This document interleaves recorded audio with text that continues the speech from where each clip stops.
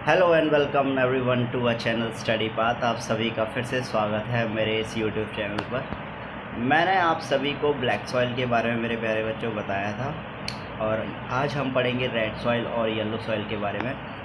तो देखिए, red soil जो होती है वो क्रिस्टलाइन इग्निशियस रॉक जाले जो पत्थर होते हैं वहाँ पर मिलती है। एक्चुअली क्या होता है कि जो हमारे यहाँ लो रेनफॉल वाला स्ट्रक्चर होता है ईस्टर्न वाले पार्ट में और साउदर्न वाले पार्ट में, डेक्कन प्लेट्यू का महाराष्ट्र में, वहाँ पर ये हमें सॉइल जो है रेड सॉइल वो देखने के लिए मिलती है।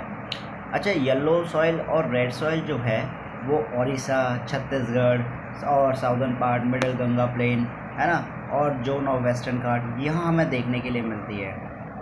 अच्छा, अब जो रेड सॉइल जो होती है, मतलब जो ये सॉइल होती है, इसका कलर जो रेडिश होता है ये इसलिए होता है क्योंकि इसके अंदर आयरन का कंटेंट होता है। अब आयरन क्या करता है, इस क्रिस्टलाइन रॉक के अंदर, या हम कह सकते हैं मेटामॉर्फिक रॉक के अंदर जाकर डिफ्यूज हो जाता है। हमने जब हम केमिस्ट्री के अंदर आयरन ऑक्साइड वाला चैप्टर पढ़ेंगे, तब जब हम पढ़ेंगे इसके अंदर कि कैसे Fe जो आयरन होता है वो ऑक्सीडाइज होने के बाद, Fe2O3 होने के बाद वो एक हाइड्रेटेड फॉर्म बना लेता है ना।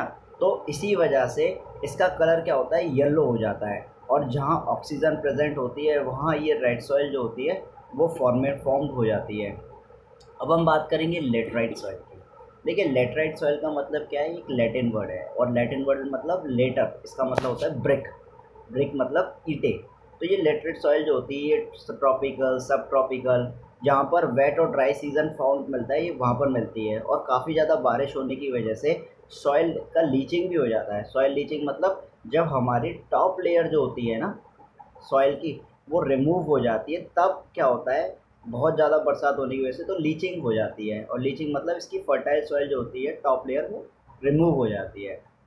अच्छा, अब इसके कंटेंट के बारे में बढ़ते हैं। जो लेटराइट सॉइल होती है ये बहुत ज़्यादा डीप, मतलब बहुत ज़्यादा गहराई वाली मिट्टी होती है और इसकी जो पीएच वैल्यू होती है वो 6.0 से कम होती है। और इसी कारण की वजह से इसके अंदर मिनरल डेफिशिएंट होते हैं, क्योंकि ये बहुत ज़्यादा एसिडिक नेचर की होती है। और ये हमें कहाँ कहाँ मिलेगी, वेस्टर्न घाट रीजन, महाराष्ट्र, उड़ीसा और बंगाल और नॉर्थ ईस्ट डायरेक्शन में देखने के लिए मिलेगी। और whereas the soil support, लेकिन यहाँ पर ये जो मिट्टी है ना, वो डेसिडियस और एवरग्रीन फॉरेस्ट में बहुत ज़्यादा मतलब रिच होती है, ह्यूमस रिच होती है। बट ये बहुत अंडर स्पार्स मतलब बहुत कम इलाके में बटी हुई मिलती है। ऐसा नहीं है कि हर जगह, मतलब एवरग्रीन फॉरेस्ट में और वेस्टर्न घाट में ये हर जगह मिट्टी बहुत ज़्यादा रिच होगी। ये कुछ एरियाज़ में बटी हुई होती है ना। फिर इसके अंदर जनरली जो कंटेंट होता है वो ह्यूमस का पुअर होता है और यहाँ पर एरोजन और डिग्रेडेशन वाली एक्टिविटीज़ बहुत ज़्यादा होती हैं, है ना। मैंने बताया ना आपको, जो लीचिंग वाला जो प्रोसेस है, इस लीचिंग की वजह से क्या होता है, बरसात में इसकी जो टॉप वाली सॉइल को हम कंजर्व कर सकते हैं कुछ पर्टिकुलर अप्रोप्रिएट टेक्नोलॉजी का इस्तेमाल करके।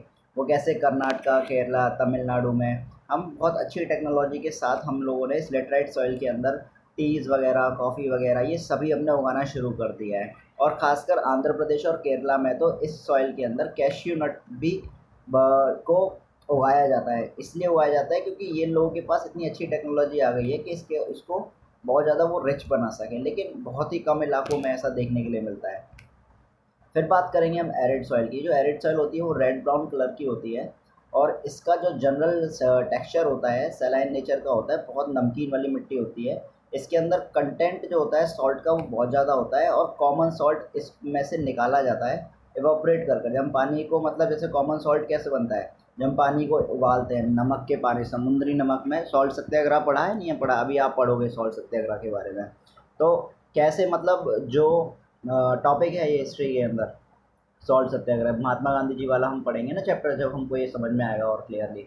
तो क्या होता है कि समुद्री वाले नमक को ये लोग इवापोरेट करते हैं तो उसमें से नमक निकलता है ना, NaCl, कॉमन सॉल्ट। इसी प्रकार से इसके अंदर भी बहुत ज़्यादा एल्कलाइन नेचर होता है और इसके अंदर dry climate, high temperature, evaporation भी बहुत ज़्यादा फास्टर होता है ना। सॉइल लैक, ह्यूमस, मॉइस्चर, ये सभी यहाँ पर हमें कंकर्स देखने के लिए मिलते हैं। और कैल्शियम कंटेंट जो होता है इसके अंदर बहुत नीचे डाउन लेवल पर इस मिट्टी के अंदर होता है। हम ये वाला फिगर देखें तो ये जो मिट्टी होती है ना, इसके बहुत नीचे कैल्शियम का कंटेंट देखने के लिए मिलता है ना।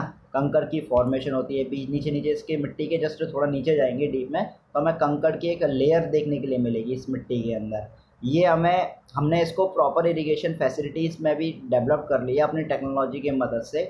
हमने यहाँ पर काफ़ी अच्छी मतलब जो इरिगेशन किया काफ़ी अच्छा।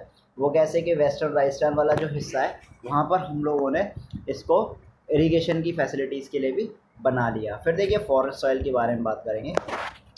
फॉरेस्ट सॉइल जो होती है वो माउंटेनियस एरियाज़ पर, जहाँ पर हमें सफिशिएंट रेनफॉल वगैरह है ना, वो सब कुछ अवेलेबल होता है, वहाँ पर ये हमें देखने के लिए मिलती है। ये बहुत ज़्यादा लोमी सिल्टी होती है, मतलब थोड़ी चिपचिपाहट वाली, मतलब कहते हैं ना क्ले मिट्टी होती है, जैसे दबा सकते हैं, पिचका सकते हैं, इस तरीके से इसका नेचर जो है वो लोमी और सिल्टी वाला देखने के लिए मिलता है ना। And coarse grain in the upper slope in snow covered areas of Himalaya the soil experience denudations. अब देखिए जहाँ पर मतलब पहाड़ी इलाका होता है, बर्फ़ वाला इलाका होता है, वहाँ पर हमें डेन्यूडेशन देखने के लिए मिलता है, मतलब बहुत ज़्यादा मिट्टी में एसिडिक नेचर देखने के लिए मिलता है। यहाँ पर कंटेंट जो होता है ह्यूमस का, ह्यूमस बहुत ज़्यादा रिच होता है ट्रीज़ वगैरह के लिए, प्लांट्स वगैरह के लिए। तो ये ह्यूमस वाला कंटेंट भी इन पहाड़ी वाले इलाकों पे जहाँ बर्फ़ पड़ती है वहाँ पर ये बहुत ज़्यादा कम देखने के लिए मिलता है ना। अब ये वाला सॉइल जो है हमें lower part of the valley on the river traces है ना, terraces alluvial fans are fertile, यहाँ हमें ये देखने के लिए मिल जाता है कभी कभी घाटियों पर इस तरीके से। अब देखिए सॉइल कंजर्वेशन तो मैंने आपको बताया था कि सॉइल एरोजन और सॉइल कंजर्वेशन, तो एक बार और मैं आपको बता देता हूँ। सॉइल इरोजन क्या होता है? Removal of top layer of fertile soil due to air water land activities. इन वजह से क्या होता है, सॉइल इरोजन होना शुरू हो जाता है। देखिए समटाइम्स डिस्टर्ब और कुछ एक्टिविटीज़, जैसे कुछ सॉइल इरोजन तो इसलिए भी हो जाता है कि हम लोग पेड़ काट देते हैं, या भेड़ बकरियां जो है वो ओवर ग्रेजिंग करती हैं, माइनिंग एक्टिविटीज़, कंस्ट्रक्शन एक्टिविटीज़, इन सभी की वजह से ये ह्यूमन एक्टिविटीज़ का भी कारण है जिसकी वजह से सॉइल इरोजन होता है। फिर नेचुरल में बात करें तो विंड, ग्लेशियर्स वगैरह, इन सभी की वजह से होता है। अब देखिए जैसे बरसात पड़ती है तो पानी बहुत तेज़ी से बहता है, अगर पेड़ पौधे नहीं होंगे तो वो क्या करता है कि मिट्टी को काटता हुआ चले जाता है। देखो यहाँ पर इस तरीके से मिट्टी, ये पानी बह रहा है, यानी कि ये देखो अब ज़मीन तो कितनी ऊपर है और मिट्टी कितनी नीचे है। तो देखो मिट्टी जो है ना, साइड वाला जो पोर्शन है वो जो साइड वाला पोर्शन है, देखो मिट्टी ने उस पानी ने इस पूरी मिट्टी को नीचे से दबा दिया और जो मिट्टी है वो ऊपर की तरफ उठी हुई है, और यहाँ से पानी ने इस मिट्टी को अपने साथ बह कर ले गया, तो ये गलीज बना देता है। इसका मतलब ये अनफिट है, इधर कल्टीवेशन नहीं कर सकते आप प्रॉपर तरीके से। ऐसे इसको हम रेवाइंस भी कहते हैं, जो मतलब अनकल्टिवेटेड लैंड होती है, जैसे हम कल्टीवेट नहीं कर सकते उसे रेवाइन भी कहते हैं। चंबल बेसिन होता है ना, चंबल नदी बहती है ना। तो आपका आज का टारगेट है कि आप चंबल नदी के बारे में ओडिशा वेस्ट बंगाल मैप पर आप एनालाइज करेंगे, खुद से आप गूगल करेंगे और देखेंगे कि ये कहाँ पर हमें चंबल नदी देखने के लिए मिलती है, किस किस एरिया से ये फ्लो करती है, तो वो सारी चीज़ें हम देखेंगे, है ना। फिर हम बात करेंगे किसकी, सॉइल इरोजन्स की, है ना। अब देखिए यहाँ पर जो ये सॉइल इरोजन होता है ये बहुत जल्दी वॉश्ड हो जाता है, इसको बचाने के लिए हमें शीट इरोजन भी कहते हैं। अब देखो हम इसे कैसे प्रोटेक्ट कर सकते हैं। एक तो हमारे पास मेथड है प्लगिंग वाला। प्लगिंग का मतलब क्या होता है कि हम एक लेयर बना देते हैं, इस तरीके से हम पेड़ पौधे लगा देते हैं। मैं आपको दिखाता हूँ, शायद ये तो गलीज इरोजन के बारे में। तो जैसे हम कह सकते हैं कि फॉर एग्जांपल जैसे पहाड़ होते हैं ना, पहाड़ जहाँ स्लोपी एरिया होता है, मतलब एक रैंप होती है इस तरीके से, देख रहे हो आप मेरे हाथ कैसे टिल्ट है। तो यहाँ पर क्या है कि जो मेरी उंगली है इधर क्या करेंगे ये लोग, मतलब मिट्टी के टीले टीले से बना देते हैं इस तरीके से। तो जगह जगह पर उनके ऊपर पेड़ लगा देते हैं, तो जिससे क्या होता है कि पानी नीचे की सतह पर नहीं जाए, एकदम से नहीं बहता है, पानी की स्पीड जो होती है वो डीएक्सेलरेट हो जाती है। और मतलब इस तरीके से अगर आप चाहो तो मैं मैप पर आप खुद देख सकते हो किस तरीके से, आप गूगल करोगे तो आपको पता पड़ जाएगा कि किस तरीके से प्लगिंग करते हैं ये लोग। और एक लेयर बना देते हैं पेड़ों की, और जब ये लेयरों की पेड़ों की लेयर बना देते हैं, मिट्टी मिट्टी काट काट के बीच बीच में गड्ढे गड्ढे करके, तो इससे क्या होता है कि जो पानी होता है वो तेज़ी से नहीं बहकर वहाँ रुक जाता है, और जो पानी नहीं बहता है तो इससे इरोजन जो होता है सॉइल का वो काफ़ी ज़्यादा बच जाता है। ऐसे ही हम ग्रास वगैरह लगा देते हैं, क्रॉप वगैरह उगा देते हैं, या हम प्लांटिंग ऑफ ट्रीज ज़्यादा कर देते हैं, शेल्टर बेल्ट, घने पेड़ों का झुंड बना देते हैं।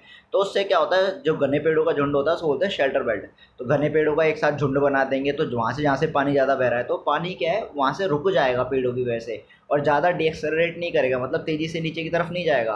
और डीएक्सेलरेट करने की वजह से मतलब पानी की स्पीड कम हो जाएगी, और स्पीड की वजह से क्या होगा कि इरोजन नहीं होगा, फर्टाइल जो टॉप लेयर सॉइल का है वो इरोजन नहीं होगा, और इससे हम प्रोटेक्ट कर सकते हैं। या मिट्टी के ड्यून्स बना देते हैं, मतलब वो घेरे घेरे बना देते हैं, मिट्टी के बीच बीच में गैप छोड़ देते हैं, जिससे वो पानी क्या है वो एब्जॉर्ब हो जाए, वो ज़्यादा बाहर तक ना जाए। तो आज इसी के साथ हमारा चैप्टर जो है वो समाप्त होता है, और हम आशा करते हैं आप सभी से कि आप सब इस चैप्टर को बहुत अच्छी तरीके से 3 या 4 बार कम से कम मैक्सिमम इसको पढ़ेंगे, और जितना ज़्यादा आप पढ़ेंगे उतना ज़्यादा आपको कंटेंट समझ में आएगा, और हाँ, मैं अगर थोड़ा फास्ट हूँ तो आप मेरी वीडियोस को थोड़े एक यूट्यूब पर तो मैं वैसे भी डालता हूँ, तो आप इसकी स्पीड को रिड्यूस कर कर देख सकते हैं। और इसके साथ अब हम इसके क्वेश्चन आंसर्स सभी को लगाएंगे अगले नेक्स्ट क्लास में। Till the time be safe, है ना। Have a happy journey I can say, और अच्छा समय आप व्यतीत करें, मैं आशा यही आप सभी से करूँगा। Wish you all the very best, may God bless you.